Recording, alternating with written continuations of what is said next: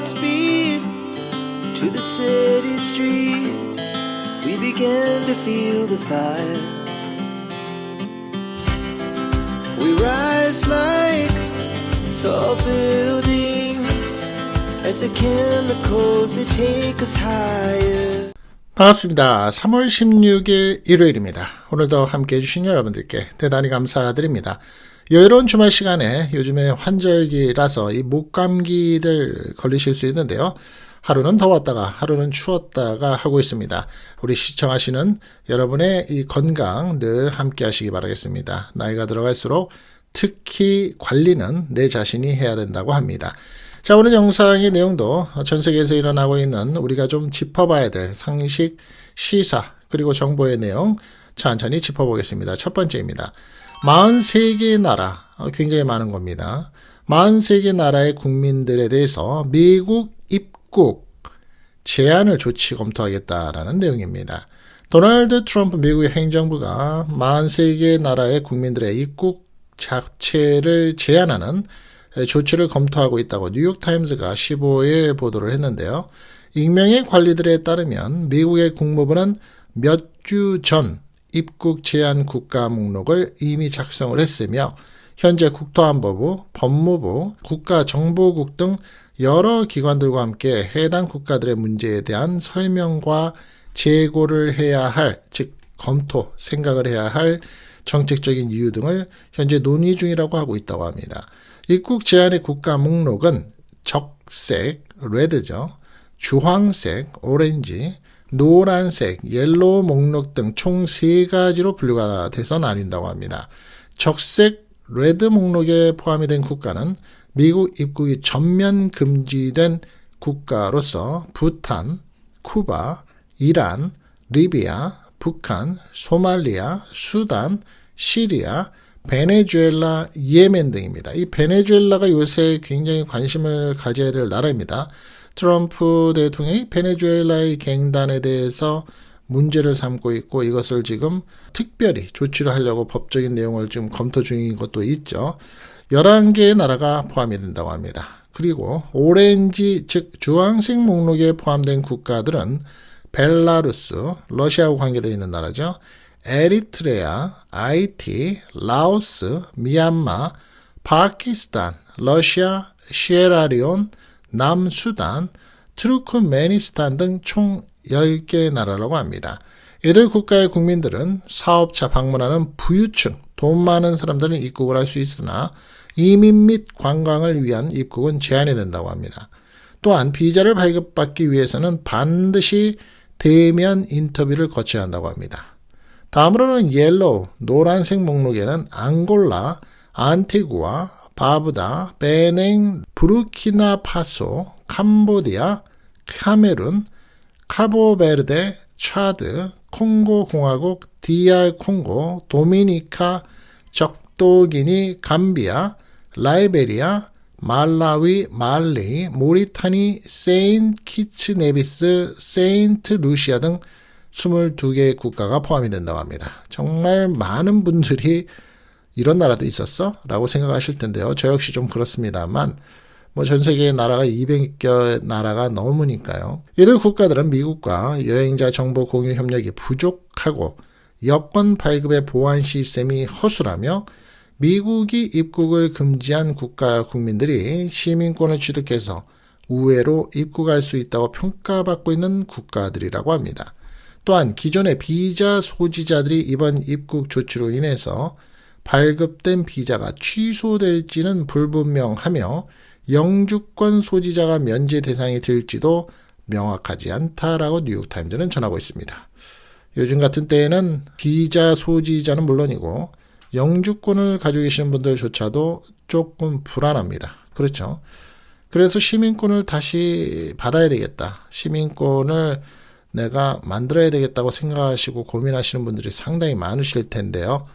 판단은 여러분들의 개인적인 성향과 또 지금 상태에 따라서 정하셔야 되겠지만 앞으로 수년 동안은 이러한 일들이 계속 되겠죠. 미국에 입국하면서도 까다로운 입국 절차가 있을 것이고요. 여러분들의 그 스테러스, 지금 현재의 체류 상태 꼭 확인하시고 영주권이 expire이 됐는지 확인하시기 바라겠습니다. 미국에서는 로수의 나라라고 얘기를 하죠. 고소가 아주 쉽고 고소가 만연한 나라, 쉬운 나라.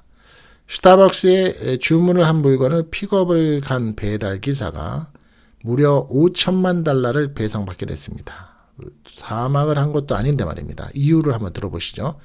미국의 로스앤젤레스의 한 배달 기사가 스타벅스 매장에서 받은 뜨거운 음료가 쏟아져서 화상을 입은 끝에 한국 돈으로는 700억 원이 넘는 거액을 배상받게 됐다는 겁니다. CNN은 15일 캘리포니아 고등법원 배심원단이 뜨거운 음료의 뚜껑을 제대로 고정시키지 않는 바람에 손님에게 심각한 화상을 입혔다라며 스타벅스에 5천만 달러, 하나로는 정확히 720억 원 현재 시세로요, 손해배상을 명령했다고 보도를 한 겁니다. 배달기사인 마이클 가르시아는 2020년 캘리포니아 고등법원에 제기한 소송을 통해서 LA의 한 드라이브트루의 스타벅스 매장에서 음료를 픽업할 때 뜨거운 음료가 무릎에 쏟아져서 심각한 화상과 변형, 문제는 여기입니다. 생식기에 심각한 신경손상을 입었다고 주장을 한 겁니다. 그러니까 2020년도에 발생을 한 거를 소송을 걸었는데 2025년도에 지금 결론이 나온 거죠. 오랜 시간이 걸린 거죠. 그런데 중요한 건 생식기에 심각한 신경손상을 입었다는 게 문제입니다. 가르시아는 스타벅스가 음료의 뚜껑을 제대로 고정하지 않은 과실이 있다고 주장을 했고, 가르시아의 변호사인 마이클 파커라는 사람은 의뢰인이 3개의 음료를 픽업하고 있었고 그 중에 하나의 뚜껑이 용기에 완전히 밀착되지 않은 상태였다고 말을 합니다. 이 때문에 종업원이 음료를 건넬 때 한 잔이 가르시아에게 떨어지며 음료가 쏟아졌다는 설명입니다. 재판 과정에서 가르시아는 신체적인 고통과 장애를 입게 됐음은 물론이고 정신적인 고통에 시달리고 있다라고 주장을 합니다. 스타벅스는 판결에 항소할 계획이라고 하는데요. 대변인은 성명에서 가르시아 씨에게 유감을 표하지만 우리는 이 사건에 우리의 잘못이 있다는 배심원의 판결에 동의하지 않으며 부여된 손해배상액이 과하다고 생각한다라고 밝히고 있습니다. 이어서 우리는 항상 매장에서 뜨거운 음료의 취급을 포함해서 최고의 안전 기준을 준수해왔다고 주장을 합니다. 앞서서 1994년 맥도날드 매장에서 한 여성 손님이 무릎에 쏟아진 뜨거운 커피로 3도의 화상을 입어서 300만 달러의 배상금을 받은 적이 있다고도 합니다. 이게 논란이 될 수밖에 없는 거는 5년 동안에 이제 증거 그리고 배심원단의 얘기들을 다 듣고 이제 결정이 됐는데 스타벅스에서는 그 돈이 너무 터무니없다. 그리고 이게 전례가 남으면 스타벅스 입장에서도 이제 보통 일은 아니게 되겠죠. 하지만 우리는 이제 앞으로도 세상을 살면서 커피 드시는 분들 많을 텐데요. 특히 드라이브 트루 같은 경우에 마찬가지죠. 물론 카운터에서 픽업을 할 때에도 마찬가지입니다만 뜨거운 거, 또 바닥이 미끄러운 거 꼭 조심해야 될 것 같습니다. 전 세계 2위라고 합니다. 현재. 불명예스러운 한국의 2위.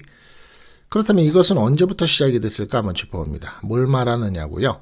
경제 규모가 뭐죠? 국내 총생산 GDP를 감안한 대한민국의 가계 빚이 부채죠. 세계 2위에 이르는 것으로 나타나서 아주 심각성을 더하고 있다고 합니다. 16일 국제금융협회의 세계 부채 최신 보고서에 따르면 작년에 4분기 기준 한국의 GDP 대비 가계 부채 비율은 91.7%가 달해서 세계 38개 나라, 유로 지역은 단일 통계를 했다고 합니다. 각각 분할을 시킨 게 아니고 그 중에서 2위를 기록했습니다. 한국보다 부채 비율이 더 높은 국가는 캐나다 100.6%가 유일했다고 합니다. 한국은 코로나19 유행이 시작된 2020년 이래로 2023년까지 100%를 웃돌면서 4년간 세계 최대 가계 부채 국가의 불명예를 얻은 겁니다. 그러다가 작년에 국민계정통계 기준연도 개편으로 2023년 말 비율이 갑자기 93.6%로 크게 하향 조정이 되면서 순위가 2위로 내려왔다는 겁니다. 다시 말해서 통계 기준 연도를 바꿔서 2위로 내려온 것이지 실제로는 여전히 세계 최상위를 차지할 것으로 지금 현재 추산을 하고 있습니다. 다만 작년의 경우 2분기부터 3분기 가계 대출 급증세가 4분기에 진정이 되면서 비율이 91%대까지 낮아졌습니다. 가계부채 비율은 작년에 1.9%포인트 떨어졌는데 이것은 38개 나라 중에서 네 번째로 큰 하락폭이라고 합니다. 그러나 전체 신흥시장 평균 46%나 아시아의 신흥시장 평균 57.4%는 물론이고 세계 평균 60.3%를 여전히 크게 웃돌고 있다는 겁니다. 한국이 몇 퍼센트라고요? 90%가 넘습니다. 91.7%. 우리는 모르지만 국가의 빚도 어마어마하게 많다는 소리죠. 한국에서는 구직을 하는데, 즉 job search를 하는데 어려움을 많이 겪는다고 늘 말해옵니다. 그리고 20대에 집에서 놀고 있는 백수들이 많아진다고 얘기합니다. 그런데 경력직, 즉 내가 신입이 아니고 커리어를 가지고 있는 경력직들도 취업이 안 돼서 포기를 하고 그냥 집에서 쉴 거야 라고 얘기하는 30대가 급증을 하고 있다는 겁니다. 구직을 포기한 2030 세대가 역대 최대 규모를 기록했습니다.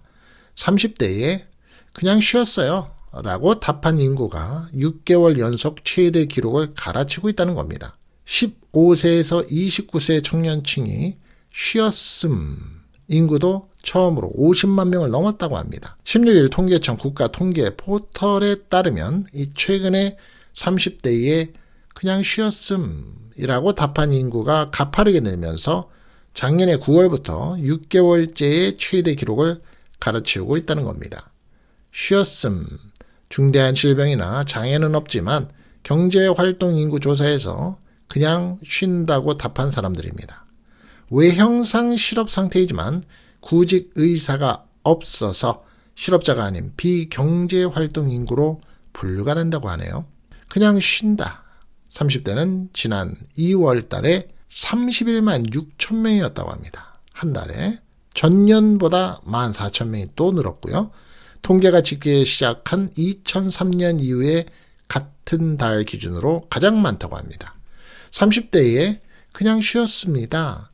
이것은 지난해 9월부터 1년 전과 비교를 해서 매달 10,000명에서 50,000명씩 늘면서 역대 최대 기록을 갈아치우고 있는 중이라고 합니다. 인구에서 차지하는 비중도 4.5에서 4.8%로 6개월째 최고치라고 하고요. 30대의 쉬었음 증가세가 본격화한 것은 2023년 7월부터라고 합니다.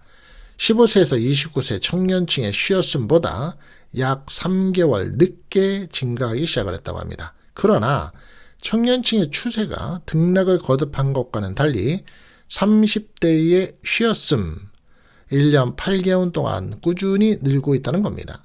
30대의 쉬었음에는 한 번 이상 퇴직한 뒤에 마음에 드는 일자리를 찾지 못해서 구직을 포기한 경우가 상당수 포함이 됐을 것으로 예측을 하고 있고요.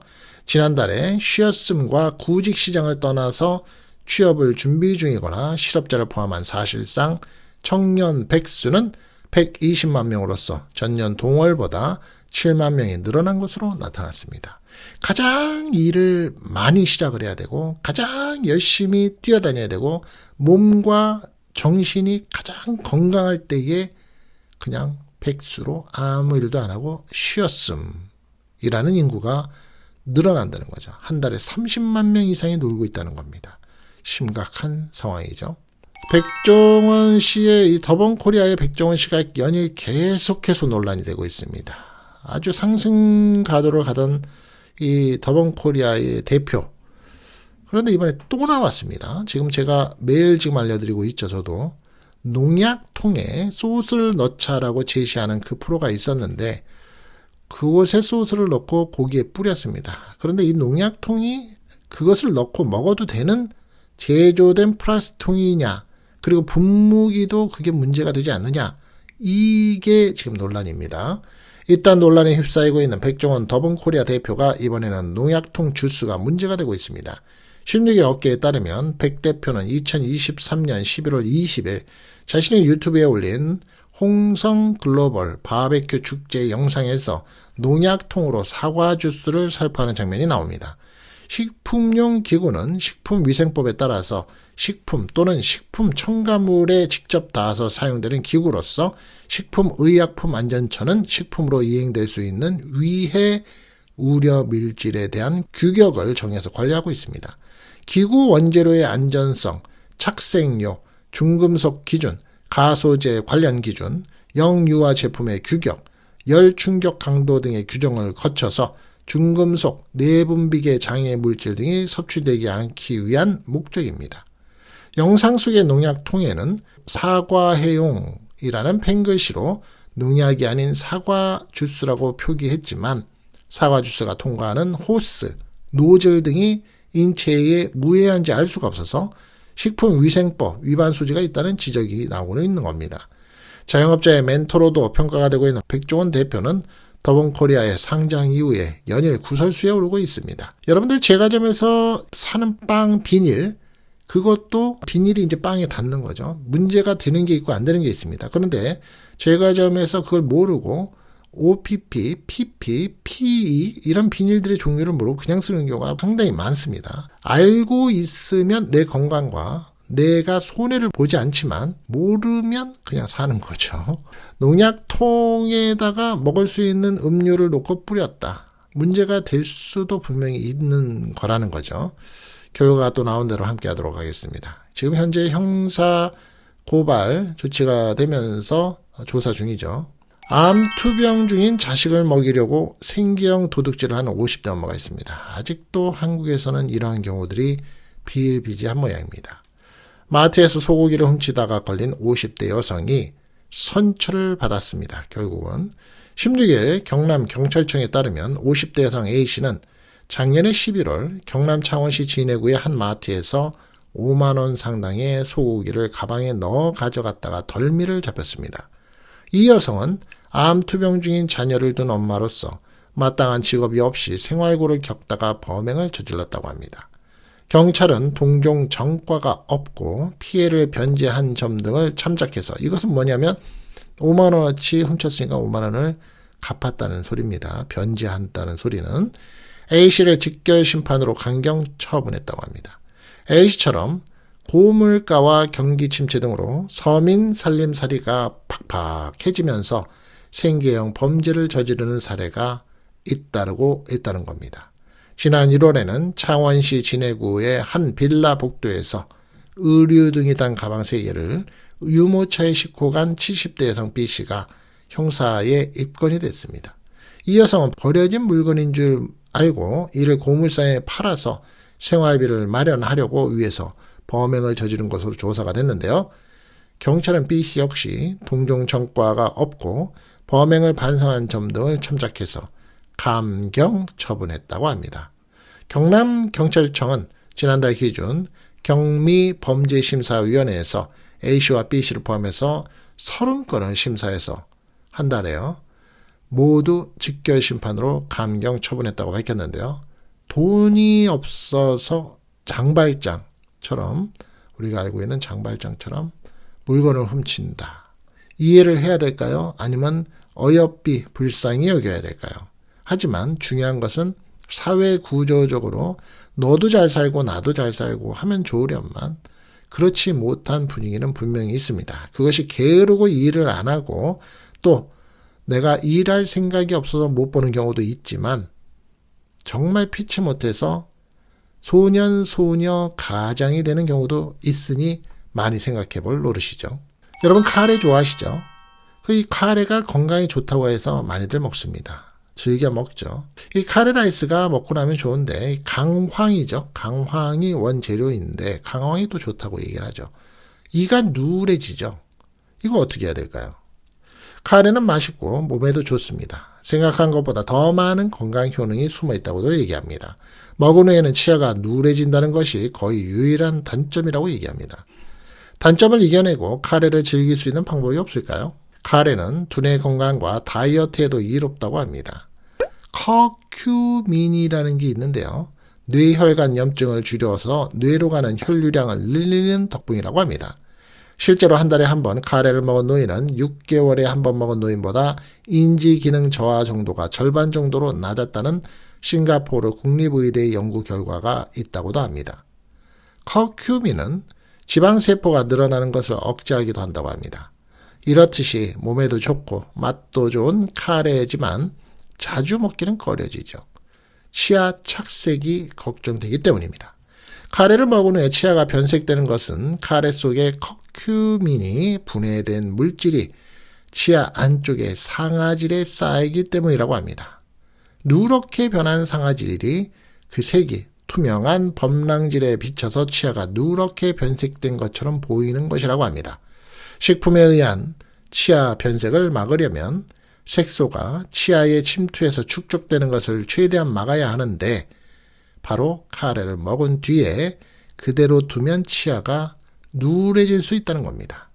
카레를 먹은 후에 최대한 빨리 이를 닦고 이를 당장 닦기 어렵다면 물로 입을 여러 번 헹구라고 합니다. 후식으로 당근, 샐러리, 사과 등 단단한 과일과 채소를 먹는 것도 하나의 방법이라고 합니다. 과일과 채소 속의 섬유질이 치아에 마찰을 할 때 치아 표면에 들러붙는 것들을 제거시키기 때문이라고 합니다. 이미 변색된 치아는 과산화수소 등 치아 미백제를 사용하는 치아 미백수를 받아야만 되돌릴 수 있다고 합니다. 무심코 살아가면서 그냥 무턱대고 먹기만 했었던 카레 먹고 난 다음에 꼭 유의하시기 바라겠습니다. 도움 되셨습니까? 예, 오늘 제가 준비한 영상은 여기까지이고요. 오늘도 끝까지 함께해 주신 여러분 도움 되셨기를 진심으로 바랍니다. 남은 주말 시간 멋지게 보내시고 편안한 주말 시간 보내시기 바라겠습니다. 오늘도 함께해 주신 여러분께 감사드립니다. Our hearts beat to the city streets. We began to feel the fire. We rise like tall buildings as the chemicals they take us higher.